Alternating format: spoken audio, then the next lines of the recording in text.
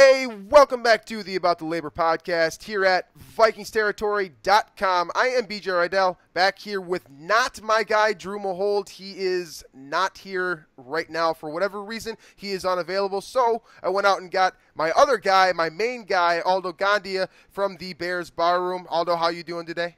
I am doing great, and it's great to be on your show. You know, all the years that we worked together, I was never a guest on your show. Well, and part of that was just because, you know, we did work together, that I was getting your ideas daily already. I didn't need to have you on the show.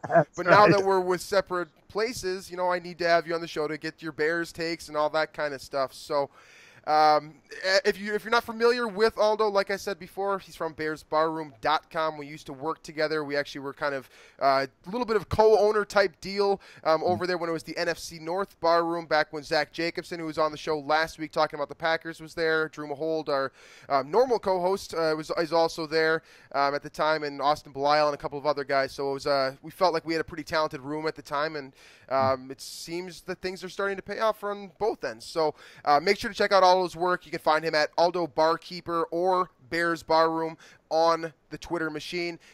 So we're going to jump in right here with some Vikings-Bears preview action. Start off with an ad read from our guys down at Can Wonderland here. Can Wonderland is a one-of-a-kind Twin Cities experience. Pack up the kids and check out the coolest indoor mini golf course in Minnesota. Don't worry, there are plenty of creative cocktails and artisan pizza. For the adults, don't forget to stop by Black Stack Brewing upstairs for a couple beers after mini golf. Can Wonderland, Black Stack Brewing, two spots that make the Twin Cities the best cities on earth. And I was just in there today. I got another New England IPA. Huge fan of it once again. I had a couple down with one of my buddies there, and he enjoyed it as well. So it seems like the beer product there is as unique as I'm saying it, because every time I give someone one, they seem to enjoy it as well. So make sure to check out Black Stack Brewing and check out Can Wonderland. Underneath, they got a fantastic mini golf course, and like I said, great pizza and great beverages available to you guys as well. So from there, let's jump into, you know, football itself. The Vikings matching up with the Chicago Bears this week.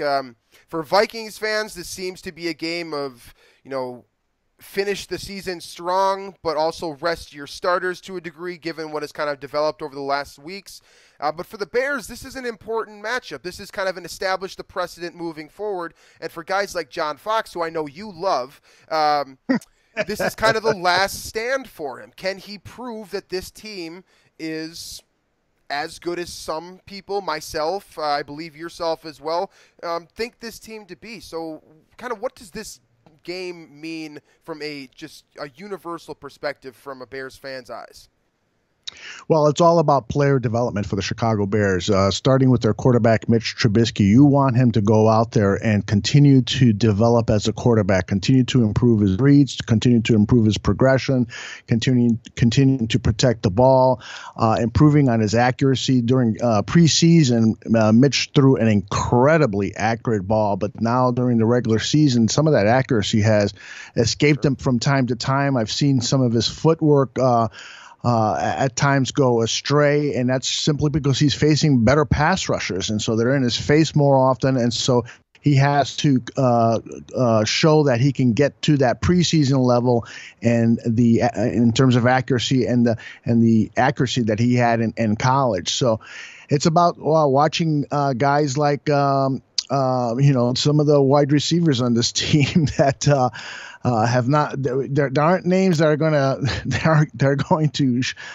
make you bow in admiration. But boy, we'd love to see Marcus Wheaton get on the field. He was a big free agent signing from the Pittsburgh Steelers, and he has had a tough time. He got injured in preseason, and then so he had a slow start to the season. And finally, once he got the snaps up, things looked like they were going to go well, but he got injured again. And then once he returned back from injury, he was for some reason in John Fox's doghouse and was seeing 2 or 3 snaps a game, despite the fact that he claimed he was 100% healthy.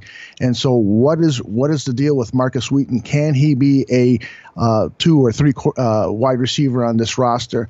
This Chicago Bears team has been decimated by injuries like so many other teams in the NFL, but this team has really suffered as a result of injuries. So you want to see some of these guys who were second stringers are now thrust into first string roles. You want to see if they can perform at a higher level and maybe compete for first string jobs in 2018, or just add to the depth of the team and make the team solid from beginning to end. So you want to see player progression and player development. Those are key things that I'm looking for as a fan and a follower of the Chicago Bears, and doing so against a team like the Minnesota Vikings, who I think are the best team in the NFC. And BJ, you may recall that I predicted last season that the Vikings were going to go to the Super Bowl. And when they were 5-0, I was, ready to place a bet in Vegas. And I'm not a betting man, but the team fell apart for reasons that you know better than myself. And then when the injuries to Sam Bradford happened at this, I then predicted, well, this team is going to go downhill. And look what happens with Case Keenum coming in and playing a MVP caliber season for the Vikings. So strange things, but to answer your question, I'd love to see the Chicago Bears team just play good football against a solid, excellent team like the Vikings. Absolutely. You look at the Bears season, it's been a bit of a roller coaster, at least from my perspective. You see some very high points throughout this season. Guys like Tariq Cohen have been fantastic. I think that, he's an electric player that, as we talked about before the show, has the talent and ability to be very good for potentially a very long time. Mitch Trubisky is interesting. I mean, I remember talking with you when the Bears were looking at the quarterback position during draft season last year, and Trubisky, for what it's worth, was not my favorite guy. I think Deshaun Watson was kind of the consensus guy from what I understood. But I think to a degree you have to be pretty, satisfied with what you've seen from Trubisky. He's kept his mouth shut despite probably earning that starting role right from the get-go. He's gone out there and he showed traits. There are times when I think it's Dowell Loggins that's actually his issue more than Trubisky himself. I mean, I was watching that Thanksgiving game, I believe it was a Thanksgiving game against Detroit, right? And Trubisky was throwing out routes as well as anyone, and that 12-yard out is not an easy throw to make. So, from an outside perspective, I'm seeing traits from Trubisky. I'm seeing talent from Tariq Cohen. I'm seeing some problems on the offensive line, I suppose, but for the most part, with exception to the injuries to these wide receivers up top. I mean, you'd probably love to have Kevin White in there and see what he can do, but he's been doing the injury thing for probably a little bit too long at this point. It's getting a little frustrating. And, this team is fairly complete when you're fully healthy. It's just the depth behind it seems to be a bit of concern. And you look at what the Vikings did last year. Depth might have been the thing that killed the Vikings last year, specifically depth at the offensive tackle position. Now, Charles Leno, in my opinion, has been better than I normally give him credit for. But the rest of the offensive line, it's not awesome. Any opinions on kind of how the rebuilding from the offensive line perspective, how that might influence the Bears in the future? Yeah, I think it's an area of concern. Like most teams in the NFL have problems with their offensive line, and for the Bears, it's been losing their best offensive lineman, arguably their best offensive lineman, Kyle Long, to injury. He's on IR now, and he suffered a huge injury towards the end of last season, and when this season began, he did not play any preseason games because he was still in rehab, and he was just never close to 100%.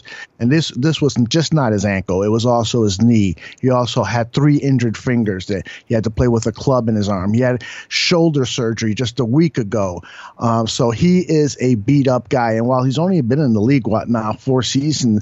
He's 30 years old. He's one of these guys that was drafted when he was 25, 26 years old. So that's a huge concern now for the Chicago Bears, because this guy was his first 2 seasons, he was a Pro Bowl right guard, and he has the athletic ability to move out to that left tackle position, which is where he should have been from the very get-go. They should have put him out at left tackle. He should have been the left tackle from day one.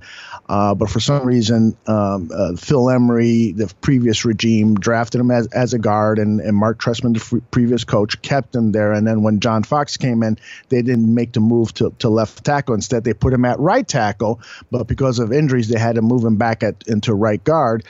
So it's been a mess. And then they drafted in the third round Hronis Garasu out of Oregon to play center, and he has just been a huge a huge bust. You know, they wanted to the Bears wanted to have a quick, fast offensive line that would get out on sweeps and just a very athletic line. And so they looked at Garasu as that center who could do that. Well, he's overpowered on every play. It is watching a comedy routine when he's out there, and so that's turned out to be a bust. And he may be forced into action this week because of injuries. Now, one of the hidden gems has been the play of Cody Whitehair. He was the left tackle in college who came in and played a left guard for Vikings fans know him well. That's a guy that Vikings fans specifically were looking at last year, or was that 2 years ago? 2 years ago now. Out of Kansas, correct? Correct. Yeah, and he looked like a pretty good player, so I'm not too shocked by that statement. He's very good. And so what happened because of Garasu's ineffectiveness at center and some injuries that he was moved over to center with hardly any previous experience. This was in his rookie season. He was moved over to center and played at a Pro Bowl level. And I'm not kidding you. He was last season in 2016, he was the best offensive lineman on that team, even better than Kyle Long. He just had a tremendous season. Now, this season, he got off to a rough start, and a lot of it had to do because the Bears were moving up and down the line, trying to get him reps in so many different positions that once the season got going, he was having trouble with his snaps at the center position, something he did not have at all in his rookie season. And so that added to an offensive line that was just not working well at all during the first part of the season. Now Whitehair is back to the type of player he was last season, and he is going to be a cornerstone, barring injury, of this offensive line. Over at the tackle positions, you mentioned Charles Leno. He has been okay. He's had problems against the speed rushers, like so many other left tackles do in this league. And then over at the right tackle, you got Bobby Massey, who he may not even play this week because he got rolled up on his ankle last Sunday, and he played courageously throughout the game, but he's just is not a very consistent football player, and sure. And he has not practiced at all this week, so we may see. I'm not even sure who they're going to put at right tackle. That's what's happened. I mean, we're now looking at guys off the street. So this offensive line is going to the Vikings defensive line is just going to have a feast with these guys, and Trubisky is going to have to run for his life, and that's one of the things that the Bears might have a small blessing in that Trubisky is a really good scrambler. According to Pro Football Focus, he is one of the top scramblers in the NFL. He's averaging 9.5 yards per rush when he is forced to scramble. That's only behind Deshaun Watson, who was at 9.9 for the handful of games he played this year.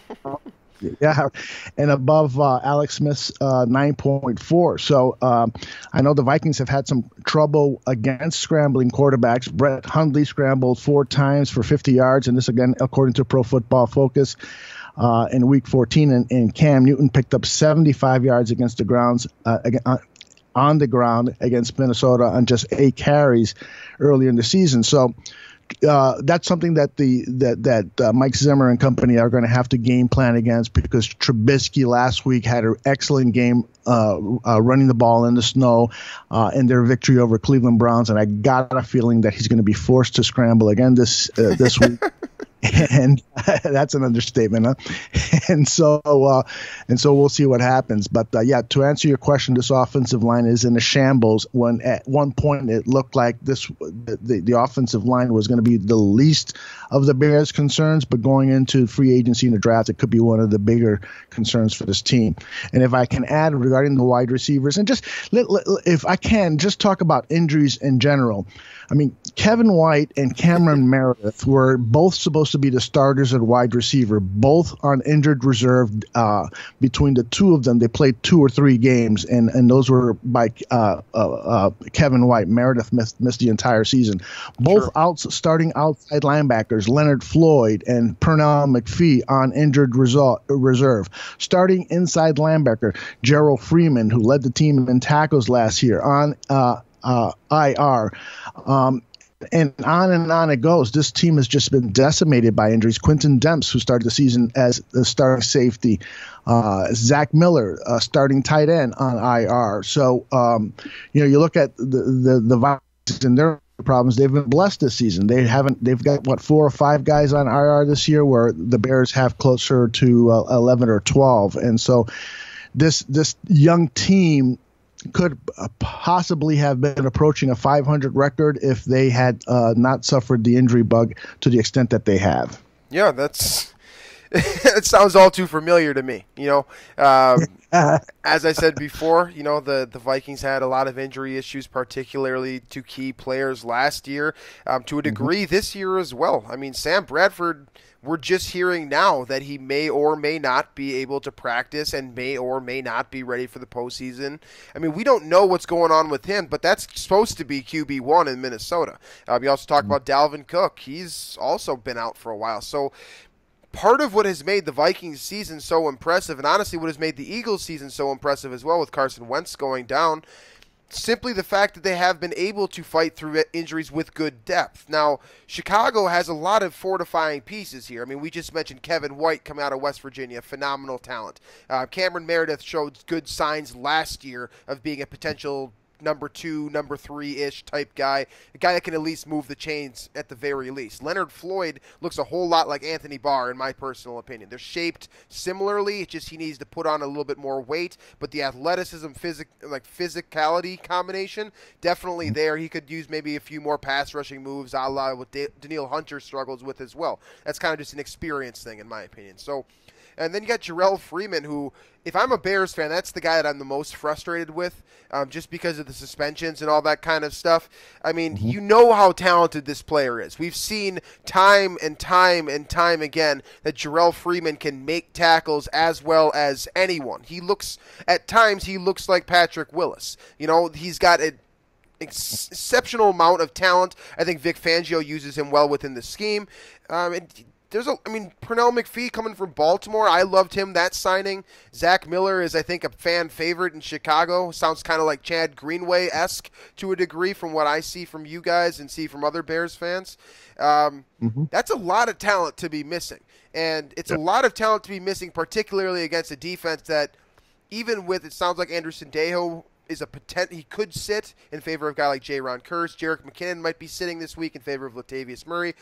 There's stuff like that you might see this week, but the Vikings are still going to trot out their best 11 players on defense, and that's going to include, as you seem to be well aware, a very strong defensive line that's going to probably give Bobby Massey or whoever the hell is out there fits for about 60 minutes, whether it's Everson Griffin against Charles Leno or Danielle Hunter against whatever is out there.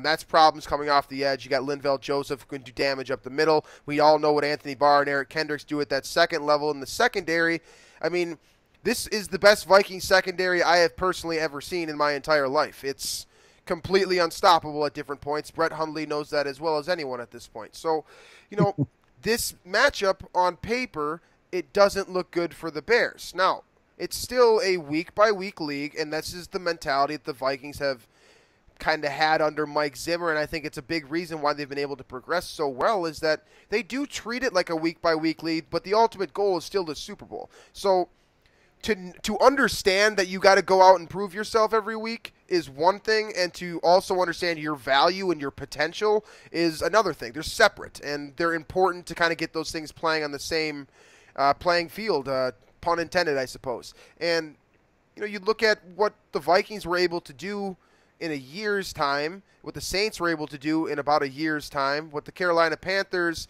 kind of rebooted and have been able to do again in about a year's time. I mean, that's kind of the trend of this league right now. Coaching matters. Situation matters. All of these things matter. Like, a lot more than we give him credit for. And so that's why when I see a guy like Mitch Trubisky, I don't see a bad quarterback right now. I see a toxic situation, if you will. Vic Fangio, as far as I'm concerned, is the best head coaching candidate for this team. I mean, the defense is working. Now it's a matter of figuring out how to get that offense rolling. Maybe getting a guy in there that seems to know what he's doing within a scheme that feels appropriate. Maybe Pat Shurmur. That would really piss me off if he left Minnesota to go to Chicago just to be a more well-paid offensive coordinator, for example. But you understand the premise here, right? I mean, that's what the Bears need right now is good coaching because they have the talent. So, right.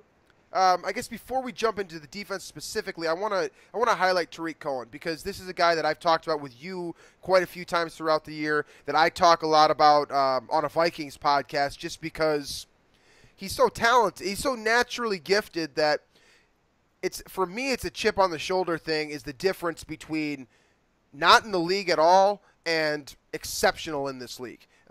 He's 5 foot whatever, he's tiny. But the talent the slipperiness is apparent week by week. The ability to catch the ball in the backfield week by week. I mean, I see Jerick McKinnon before Jerick McKinnon put on 20 pounds. That's what I see. And I also see a guy that probably has more explosiveness than Jerick McKinnon, despite McKinnon being one of the Combine's best performers when he came out 3 years ago or whatever that was. So give me your thoughts on Tarik Cohen and kind of how he impacts the offense and just your general perspective on this kid.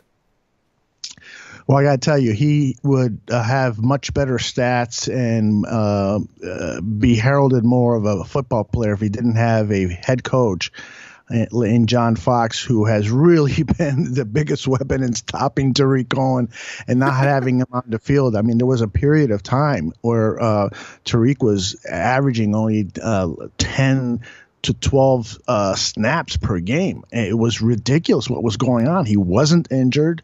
It was simply what Fox would say the conditions of the game, and not having trust and putting Tarik out there on third down plays because of his pass blocking skills. And when asked about it, Dowell Loggins, the offensive coordinator, says, well, sometimes Tarik gets double teamed, and so that's why we don't have them on the field. He was saying that the defense was dictating, when Cohen would be on the field. And don't you want a player to be double teamed so that other players can get open? It's just been a train wreck in terms of what the offensive coordinator and the head coach have done with Tarik Cohen. Now, having said that, this guy is a tremendous talent. He's got the ability to just make these cuts that will just break ankles. And so, he's not really the by far. He's not the fastest guy on the team or in the league for sure. But he just has the ability to make people miss. And because of his size, he's 5'5", I believe it is. But he has huge hands. His hands are like 10.5 inches. There's a videotape. I encourage all of your listeners to get on YouTube and type in Tarik Cohen one-handed catch. He does this backflip and in the air catches 2 footballs at once with each hand. That's how big his hands are, and he does the backflip and completes the catch. But he's just a phenomenal talent and has a mindset of wanting to be the best. He's got that will to win. He's a very soft-spoken guy, but very bright. Some people think that he's not on the field on certain plays because an inability to understand the playbook. Well, he's been he plays every position. He plays special teams. Plays wide receiver. He plays that slot position. He plays running back. I mean, they have him doing so much, and that's been part of the problem. Perhaps they've thrown too much of the playbook at him and not more important parts, like, for instance, being out on the football field and third down instead of a Benny Cunningham. They want Benny Cunningham out there because they believe that he's a better blocker. Well, the fact of the matter is that Cunningham, you look at his blocking in last week's game against the Cleveland Browns, and it was atrocious. And Cunningham did catch 2 passes for 62 yards, but both of those passes probably would have been touchdowns if it was Cohen catching those passes on third down. So I encourage Vikings fans to take a close look at Tariq Cohen this upcoming Sunday. They're going to be really impressed with this type of player and see the type of offensive explosiveness that he can bring to this team into the future if they bring in an offensive coach, an offensive coordinator that can use Tariq Cohen creatively and get him the ball in open spaces and just know the appropriate time to have him out on the field. We've got one guy in the Bears barroom that says, if I was coaching Tariq Cohen, he would never get off the field. He'd be on there. I tell him, make sure you drink plenty of Gatorade because you're going to be out there for every offensive snap. And maybe that's too much, but boy, he really deserves the looks because this guy is a game breaker. He can break plays. The problem is that when John Fox sees him, lose a couple of yards or miss a block, he puts him on the bench and forgets about him, and it's a shame. It really is a shame because I think game breaker is definitely the right term to use here for a guy like Tariq Cohen. I mean, that's what I see on film. I think that right now for this offense, he's the most dangerous guy. I've been throwing this around loosely with Drew about how Mike Zimmer is doing kind of the Bill Belichick thing in the sense that he's taking one player out of the game every single week. And these teams that are one-player teams, Green Bay, when Aaron Rodgers was in there, we saw how the Vikings beat them in Week 2 of last season when he was fully healthy. That type of thing where the Carolina Panthers, for example, are another great example of this. If you take Cam Newton off that roster, it's still a good roster, but it's not a Super Bowl contending roster anymore. Philadelphia, we haven't seen the regression yet, but maybe. New Orleans, it's hard to imagine right now how much Drew Brees is doing for that team because of what Alvin Kamara and Mark Ingram are doing from a rushing perspective. But I'm sure if you take Drew Brees out of there and take away the vertical element of what the Saints like to do, that becomes a different team as well. So, the Bears are, and I saw Matt Collar echo me on this one as well from 1500 ESPN saying that this is a Bears team that is a couple pieces from being, at the very least, competitive in all 16 games. Those pieces, though, are not easy pieces to find. They're pieces that you might, we could look back on this opinion and I could be completely wrong just because the Bears from Ryan Pace or John Fox or whoever it is that has the ultimate say here makes a poor draft decision, decides not to fire John Fox. Something along those lines could prohibit this team from being good in the immediate future.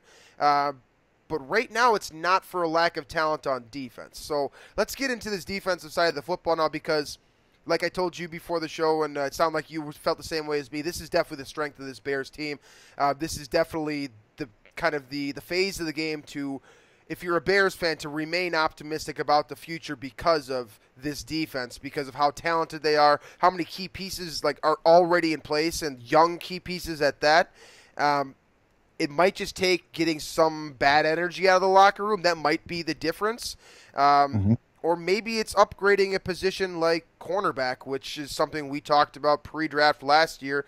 They decided to go out and get Prince Amukamara instead. I mean, you can be the judge of how that has gone, but maybe that's just it. I mean, we've seen impressive seasons from the young rookie Eddie Jackson. I thought that he's looked better, maybe a bit of a roller coaster, but better on a week-by-week basis, especially from an understanding what's going on perspective. So I've been impressed with him. I'm always impressed with Leonard Floyd when he's on the field. Unfortunately, he is not. But there's some good pieces there. So from your perspective, what are you seeing from this Bears defense? How do you feel about this collective unit heading into next year, I suppose? Well, as much as I dislike John Fox, I do love the work that his defensive coordinator Vic Fangio has done with this defense, because this defense has faced some injuries and the level of play has not dropped off dramatically. In fact, it has held steady, and it starts up front, as you well know, as a good football analyst. Akeem Hicks is having a Pro Bowl season, and his snub has really rubbed people the wrong way, and it's rubbed Akeem the wrong way too. And so you're going to see a guy out there on Sunday trying to prove to the national media. We understand that with Harrison Smith for sure. We definitely can relate to you on this issue. Oh my gosh, what a fiasco! Yeah. I mean, they just to digress for a second, they've got to come up with a 20-person committee that's just dedicated to picking the Pro Bowl players, because this system that they have now is ridiculous. And anyway, alongside Hicks, Eddie Goldman, the nose tackle, just a steady player. He doesn't get the spotlight shine on him, but trust me, Akeem Hicks would not be having the type of season he's having if it wasn't for Eddie Goldman. And then stepping into the defensive end position to help out, given the injuries, has been Jonathan Bullard, the third-round pick from a year ago. Bullard is just showing some promise. He's got a quick first step. He's a smart young man, and he's had some problems in the past, and I think those were related to injury issues. But those three guys in the front three of this 3-4 defense are guys that hold their own against any offensive line. Then at the outside linebacker, the Bears re-signed Lamar Houston, who they released earlier in the season, and when they did that, we here at the bar room, we're just, what the heck is this team doing? Why not bring in a young guy? Well, Lamar has 3 sacks in 4 games since he's been back. He's been playing really good football. He knows the system, and he's been a really good stop-gap player. Nick Kwiatkowski has come in for Gerald Freeman and played very well. He's a mid-round draft pick from a year ago. Hard hitter. You're going to see his presence out on the football field. He wears number 44, and just a really tough blue-collar player, and a guy who, for some reason, has been unaccounted for on several blitzes and has collected 2 or 3 sacks this season because teams have overlooked them. Danny Trevathan, the other inside linebacker, just phenomenal talent and probably one of the hardest hitters in the NFL. Surprisingly, Sam Acho has stepped into the outside linebacker position for Pernell McPhee and done an excellent job. Acho has always been kind of a good piece to have around as a depth piece, but he's a really personable guy with a great personality who has a will to win, and he's been playing very well. Now, you mentioned the cornerback positions. Kyle Fuller has truly had a Pro Bowl quality season. This is a contract year for Kyle. His 5th-year option was not renewed by the Bears, and now Kyle is probably going to be like those cornerbacks who were free agents last season that walked away with a bank haul. Kyle is in that position to walk away with a really big fat contract, and hopefully it's with the Bears because he has just progressed steadily. Let me quick bio on Kyle Fuller. When he was drafted, he was playing for a Lovie Smith type defense in that corner position where he played off and a lot of zone.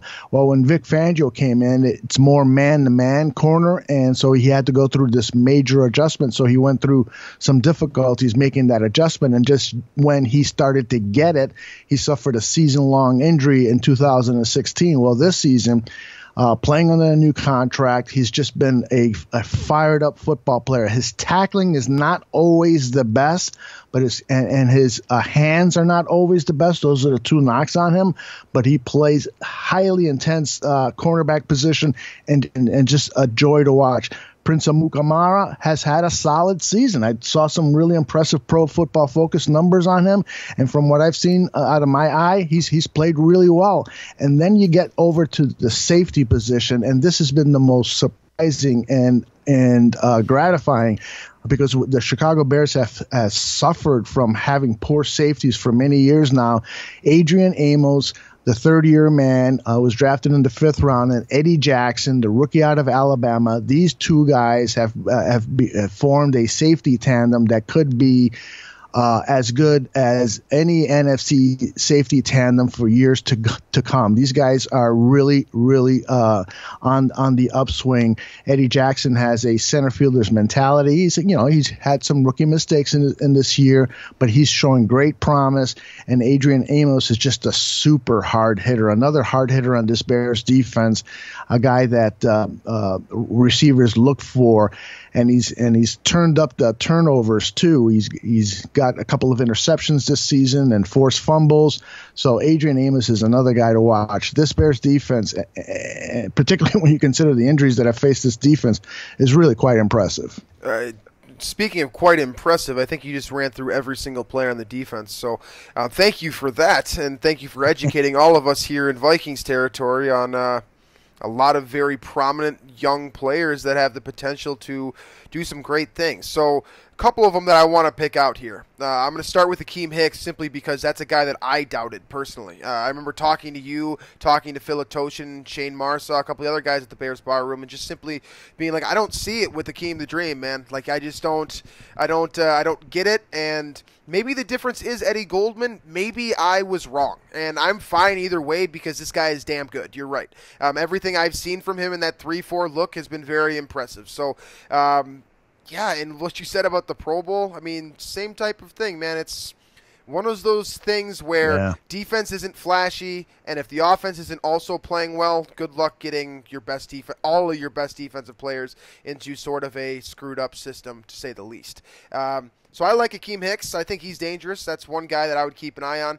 And I go straight to the secondary because, for me personally, that's my favorite phase of the game, or I guess the part of the game to watch is see how secondaries develop. And the Bears are a secondary that has always been interesting to me. So if you remember correctly, I really liked Adrian Amos coming out. I wanted him for the Vikings to play next to Harrison Smith. I wasn't the only one that thought that, actually. And I'm not shocked at his development, to put it simply. I thought he was very good. I thought he had the potential to be great. It was a matter of whether or not he was going to reach that, I believe, coming out of Penn State. So, he's very talented. I like him quite a bit. Eddie Jackson, I mentioned him earlier in the show. I mean, he's a brick wall out there at times. I think that it's fun to see him in looks where they're dropping two safeties in coverage, but it's almost more fun to see him play the football. He might be, people use free safety and strong safety, and I know that you and I both share the opinion to kind of stay away from those relative terms.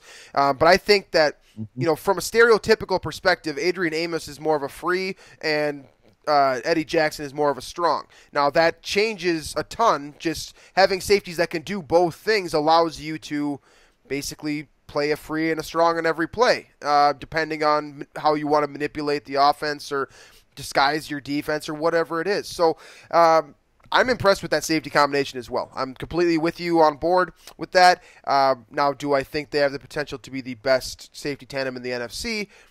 Maybe.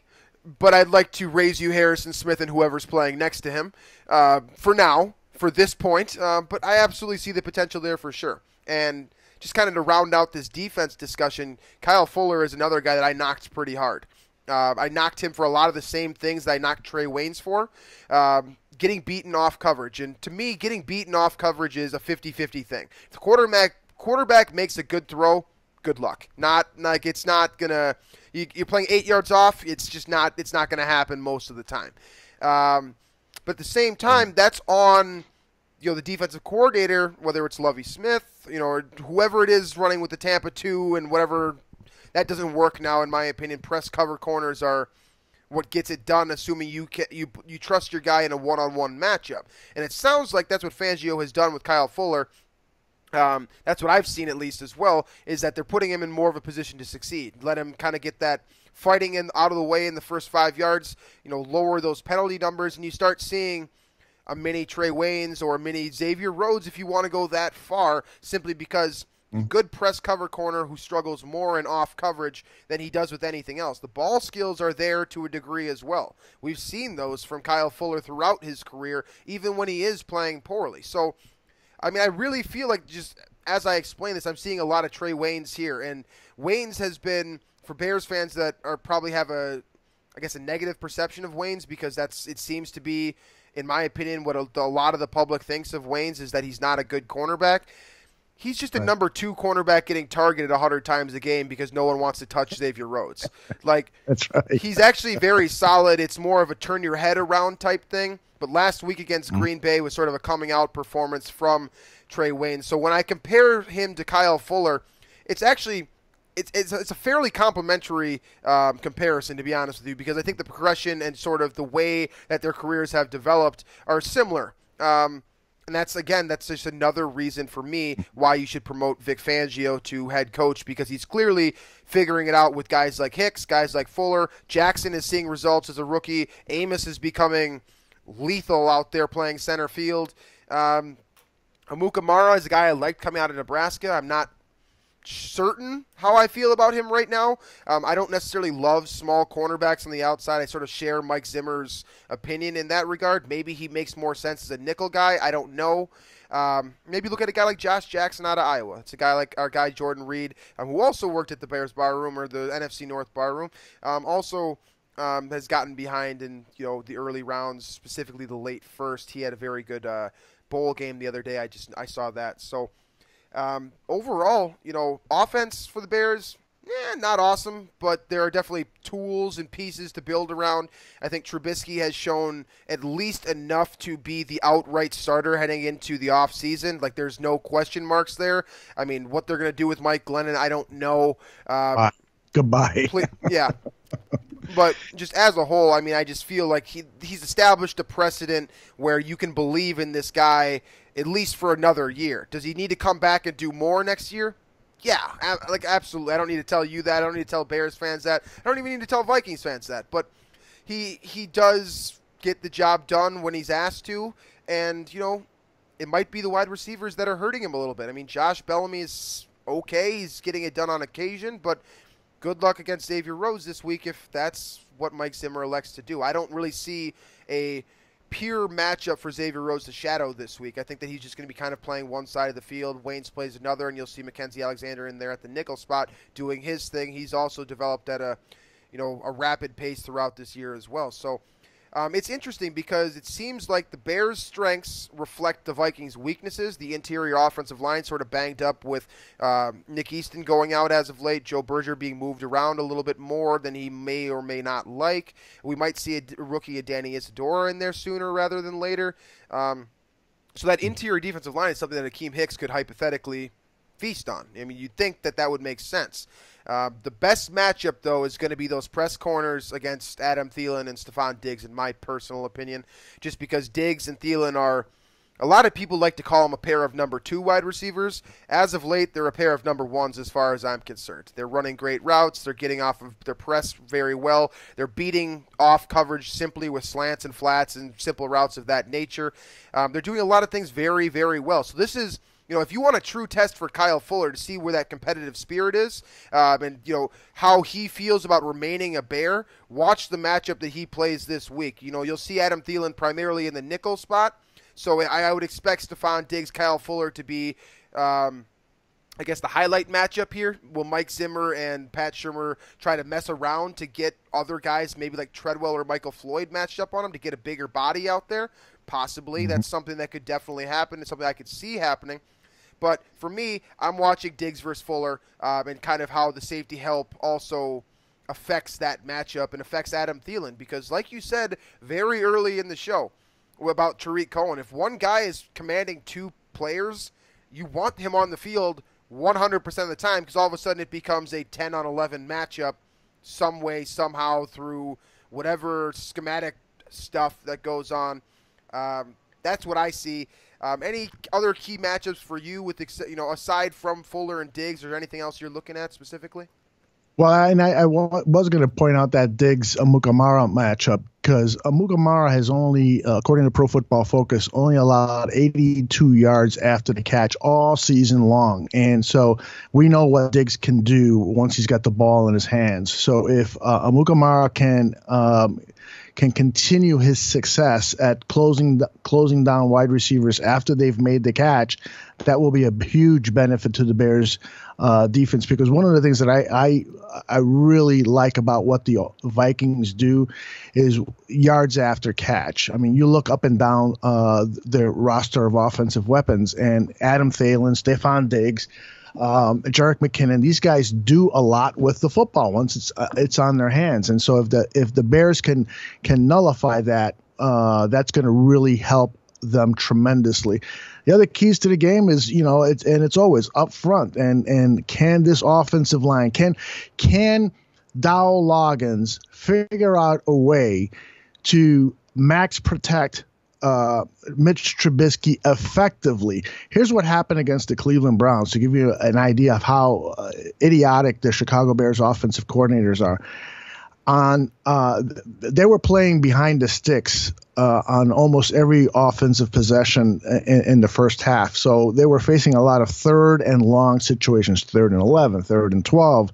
And the Browns were just bringing in, Greg Williams over at defensive coordinator over at the Browns. He loves the blitz, and he's got nice exotic blitzes. And what did Dowell Loggins do? He just did the same thing over and over and over again, and Mitch Trubisky kept getting sacked on these 3rd and long plays. It wasn't until the second half where they finally threw a screen pass on that 3rd and long, and this was one of the long plays for Benny Cunningham that I mentioned earlier in the show.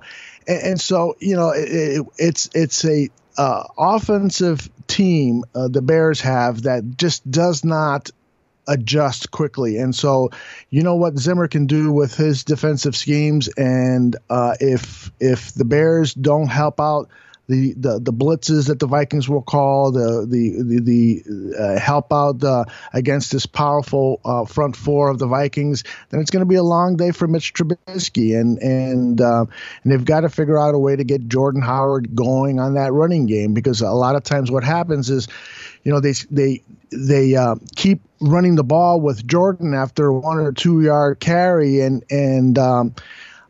there's this stubbornness to get to be creative is what the issue is.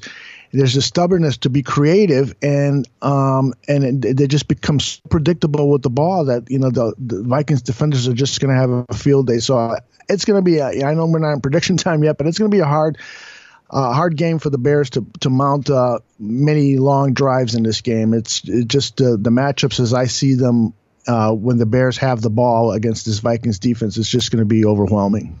Absolutely. So, like you just said, let's get into that score prediction here. I think that we've covered our bases pretty well here as a whole. So, I guess give me the score prediction and kind of one thing that could tilt this one way or the other. Well, I think we're going to see the Vikings win by a couple of touchdowns. So I'm going to say 27-14. And I think the difference is going to be simply the Vikings defense. I mean, the Vikings are playing for the second round, the first round bye.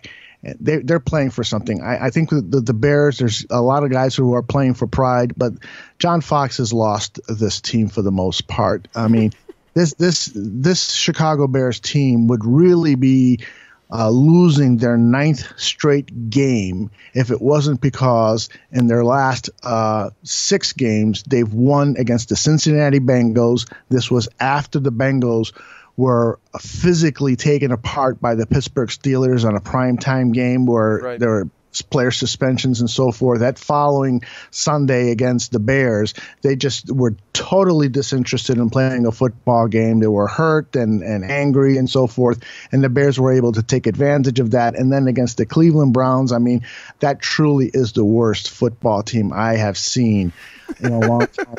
And they've got really good young players. They're just poorly coached by Hugh Jackson and are not playing smart football at all. So if it wasn't for those two teams, this Bears team would be losing their 9th straight game, and that's a testament to the fact that John Fox is incapable of leading these guys anymore. They've tuned him out.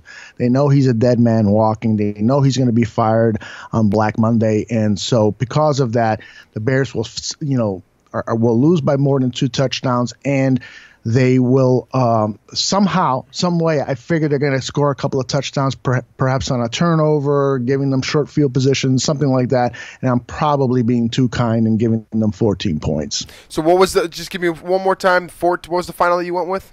27-14 Vikings. All right. I'm actually, I don't hate that figure itself. I think a 13-point margin is about fair. I believe Vegas opened at like 9.5 or something like that. I can't remember specifically, but there was something around that margin. So I'm going to say this is more of a defensive performance for the Vikings than the offense has been struggling a little bit as of late. Case Keenum hasn't been the joke I've been making all week, and something I saw on Twitter is that, he's still the hot hand, but it's more of a warm hand at this point. He's not playing nearly as well as he was against Atlanta and a couple of those other teams in the past. So I'm going to go. I'm going to give the Bears 9 points. I'm going to say 3 field goals, which is a lot better than the Green Bay Packers were able to get last week. We like that. And I'm going to give the Vikings 16 points. I think that's weird. I think that's very Mike Zimmer to have 1 touchdown and 3 field goals or something like that. So 16-9 is the score I'm going to go with. I think it's a tough divisional matchup. I don't care where you're playing against, a team that,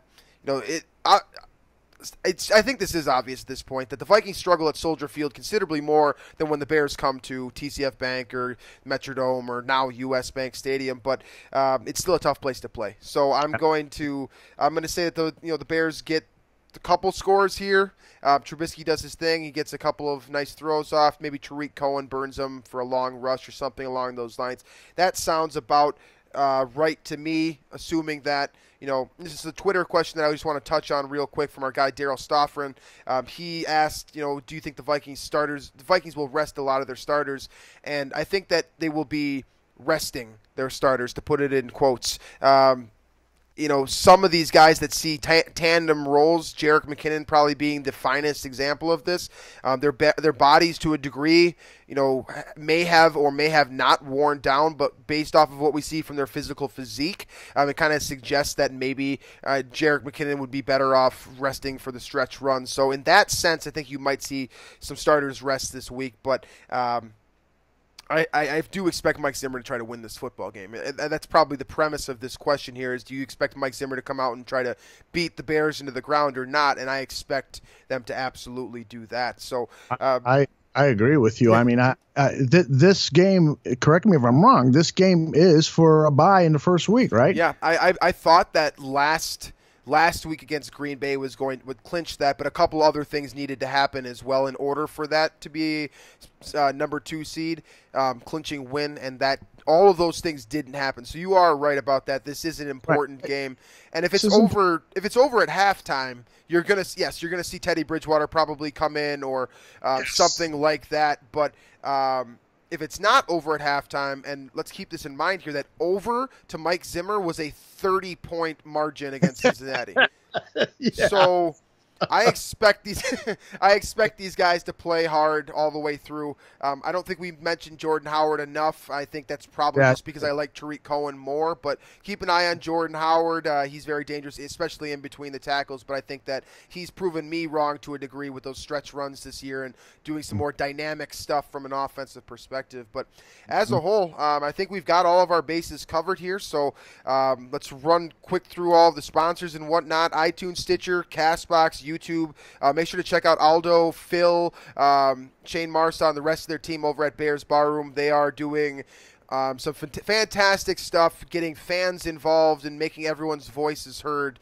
Aldo's as creative as they coming up with ideas like for that. So for me, I said this about Zach Jacobson last week, and I don't want to get too consistent with over-complimenting every single person that comes in here, but Aldo as a guy that I used to work for and got me to work very hard for. I respect the hell out of what Aldo does and what Phil does and what Shane does. So highly recommend checking out BearsBarroom.com or even just their Twitter account because, as it states in their bio, they go a little bit non-politically correct sometimes, and for some fans that's fun. And for me, as a fan of the Vikings, yes, I also do some reporting and some other stuff like that, but I'm still a fan of the team. I enjoy politically incorrect content from time to time. So I highly recommend checking out what Aldo's doing. I think they're doing some special stuff.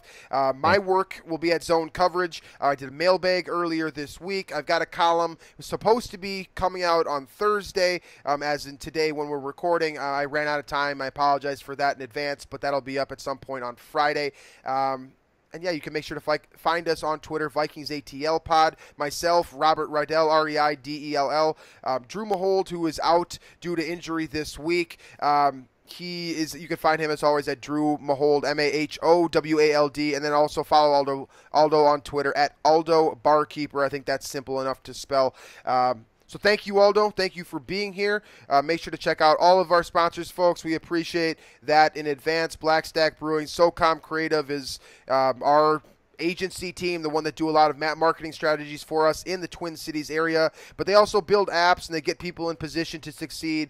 I really believe in their cause, so if you have not already checked out SOCOM Creative, make sure to do that because their team does a lot of phenomenal work, specifically in the St. Paul area, but I honestly don't know if they're bound to that. So if you are a Bears fan checking this out, SOCOM Creative, make sure to check them out for all your creative needs, and we appreciate that in advance as always. So like I said, Aldo, thanks for being on the show. Any final thoughts that you want to get across before? What are you working on, or what your team is working on, or kind of what your goal is from a publishing perspective for this final week of the regular season here? Well, you know what? I'm going to skip that because I know 99% of the listeners here are Vikings fans, and I'm just going to say this. I am really a huge fan of what the Minnesota Vikings organization has done from the top down. I mean, the building of this state-of-the-art stadium, what Spielman has done as a general manager. I mean, he's got 3 starting quality quarterbacks on this team, and that you can't say enough about the foresight that it took to assemble this quarterback trio that is going to definitely get this team far into the playoffs, and I predict into the Super Bowl. And what the talent on this defense, the job that he did to revamp this offensive line, the hiring of Mike Zimmer, a defensive coordinator who was overlooked by team after team after team. I think Vikings fans have a lot to be proud of with their team. It's certainly for us here in Chicago, it's an organization that we should try to emulate because what you guys are doing there is the right thing, and we can't wait for the day when we're competing at a very high level, just like you guys are year to year. We appreciate that. I'm sure every fan enjoys hearing, the outside perspective. And, as Vikings fans, this is something that, kind of a theme of my Twitter and my message and whatnot is being objective is important. So I think a lot of fans appreciate when we get, positive reviews when we do things positively, because it seems like the national media just has Minnesota completely ignored. And that's maybe that's our perspective as somewhat cautious fans, let's call it that. But it does seem like a lot of these guys, on NFL Network, on ESPN, on a lot of the major publications. For what it's worth, I think NFL Network has been hitting the Vikings quite a bit more often as of late during this stretch run. But it is nice to hear that outside perspective from someone other than me yelling about the Vikings' success for once. So thank you for that, Aldo. Thanks for being on the show. And for the rest of you guys here on the podcast, you can check us out on YouTube. Hit that subscribe button if you haven't already. And all the other places, CastBox, iTunes, Stitcher, Google Play, all that stuff. And we will be back right after the Bears game. Drew will be back in the studio, and we will be talking about what hopes to be, from a Vikings fan perspective, a blowout victory, sending them deep into the playoffs. So thanks for listening, folks, and we will catch you guys later on this week.